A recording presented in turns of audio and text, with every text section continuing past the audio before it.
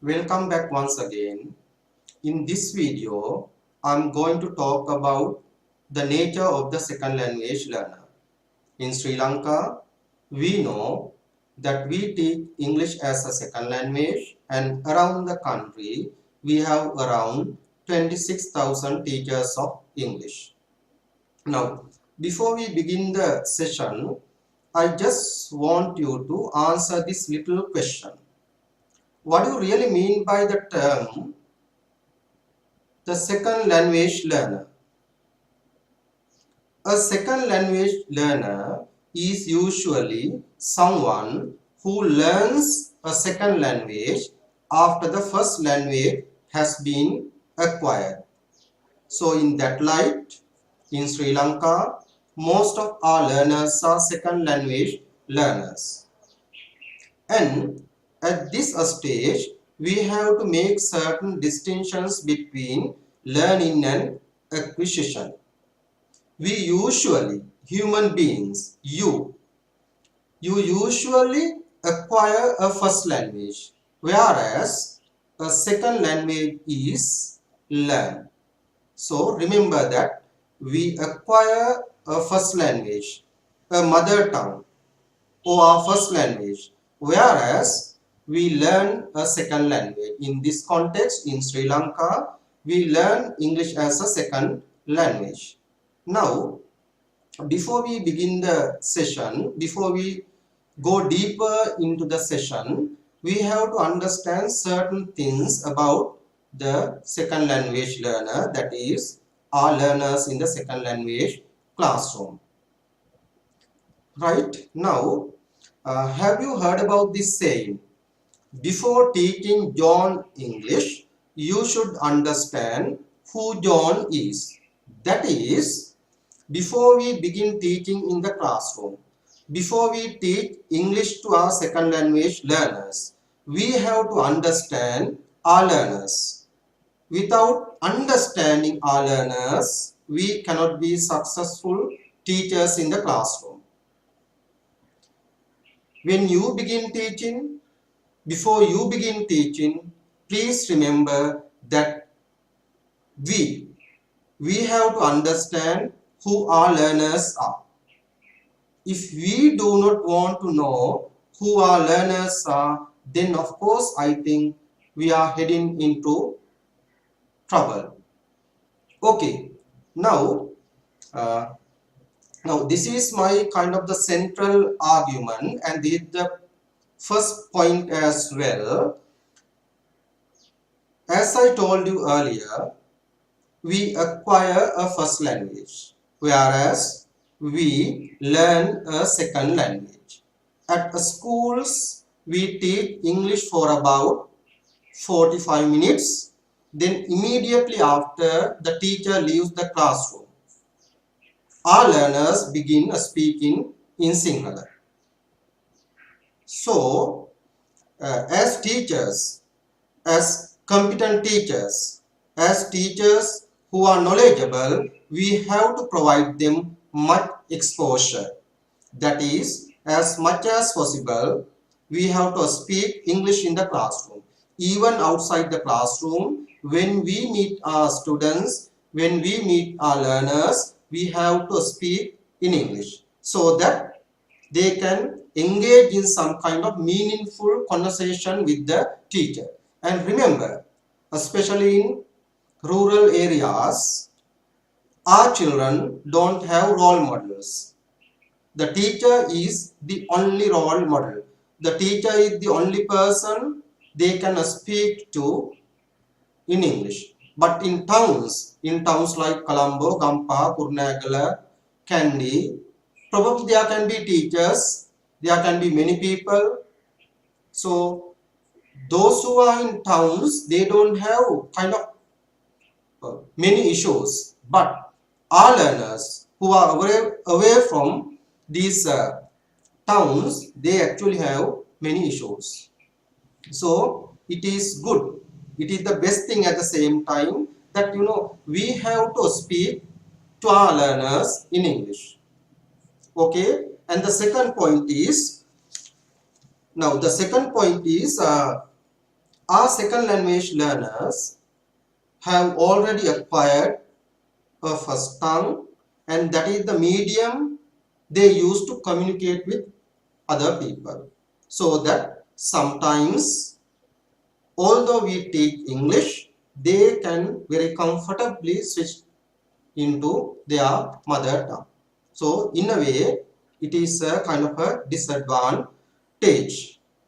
Remember, we learn a second language, as I told you earlier, after we have acquired a first language. Then sometimes we find it very difficult to learn a second language because we have already acquired a first language, and we usually learn English. We don't acquire English. So when our learners, when we learn English, we can't be very successful learning English. That means we may not achieve the proficiency we have in Sinhala or our first language. And we have to remember these things. Sometimes as teachers, we are really worried about our learners in the classroom, and we think that however much we try, that they don't progress. That is the nature. That is something natural. When we teach a second language, we have to kind of accept those things. You can't be, no teacher can be 100% successful as a second language learner. It's a myth.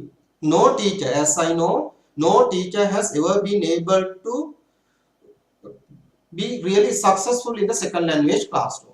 There are varying kind of degrees of success teachers can achieve in the second language classroom, and we have to, as teachers, we have to accept those things. Those are some natural things. When a child learns a first language, he is usually exposed to a first language. But when a child learns a second language, he or she is not exposed to it. That is a disadvantage. Then the next point is first language acquisition happens in a natural environment.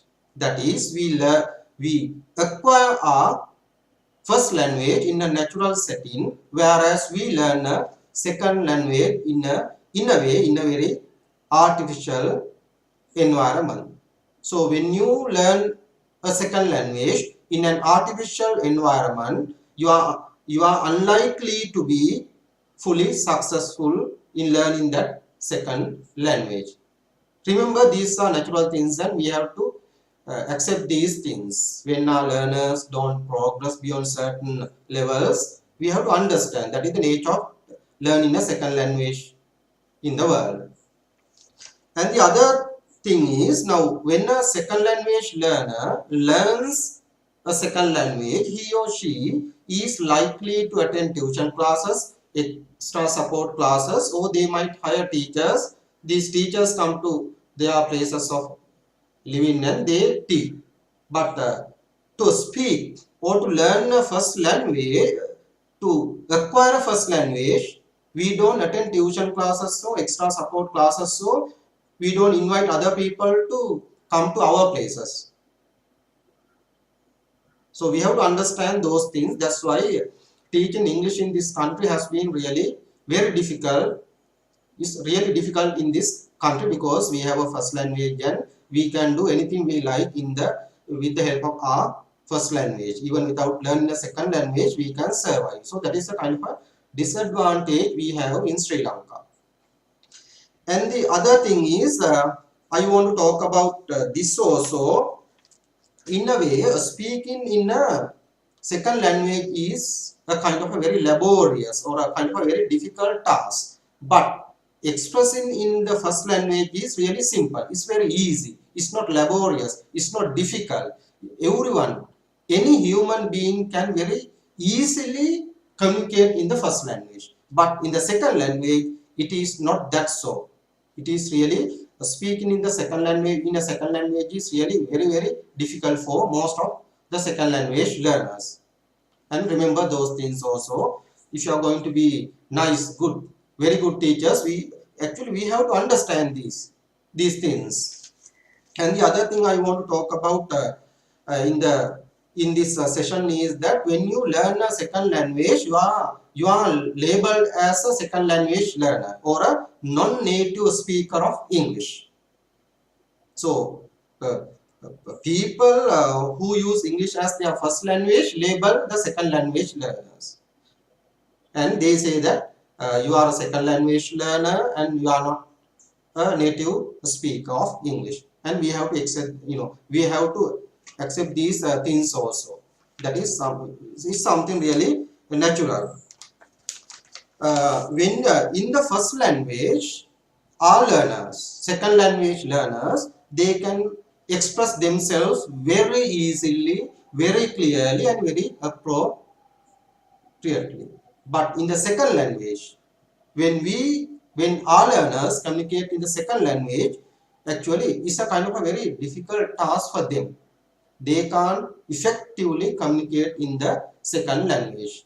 And if you take a look at any second language learner, you can see these things. Only very few second language learners come close to the standard of a first language learner or a native speaker of English. They are kind of exceptional cases.